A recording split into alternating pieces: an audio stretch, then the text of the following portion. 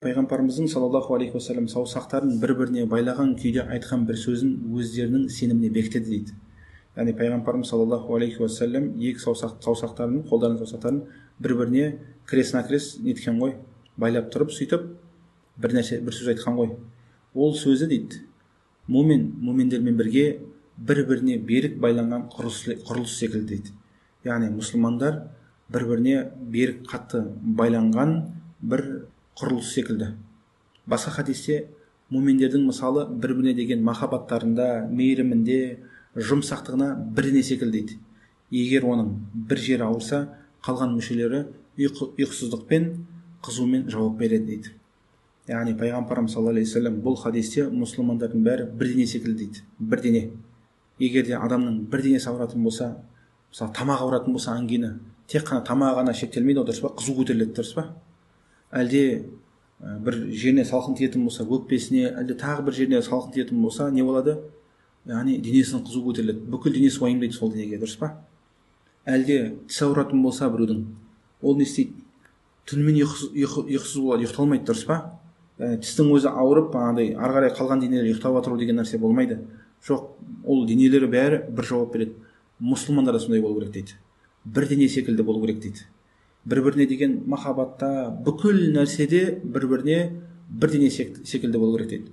Бір жерден бір мұсылманды өлтіріп отырған болса, бір жерден мұсылмандарға бір зиян келетін болса, сол нәрсеге адам баласы бір уайымдау керек. Егер де уайымдамайтын болса, ол бізден емес деген пайғамбарымыз саллаллаху алейхи вассалам. Сондықтан бір мұсылмандарға сынақ түсетін болса, басқа мұсылмандар міндетті түрде уайымдау керек. Бұл сенің иманың бар екеніне үлкен дәлел болады.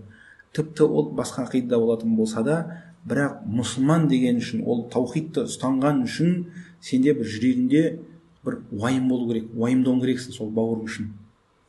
Иә, сондай бір қателігі бар ол мұсылманның, сондай бір қате нәрсені ұстанып жүр, бірақ сондай бір сынақ көріп жатыр ол. Әсіресе кәпірлерден сондай сынақ көріп жатырған болса, соған мұсылман жаны ашу керек. Сондықтан Шейхул Ислам ибн Теймияға бір кісі келіп, бір бидағатшының қайтыс болғанын келіп қуандырып айтқан ғой.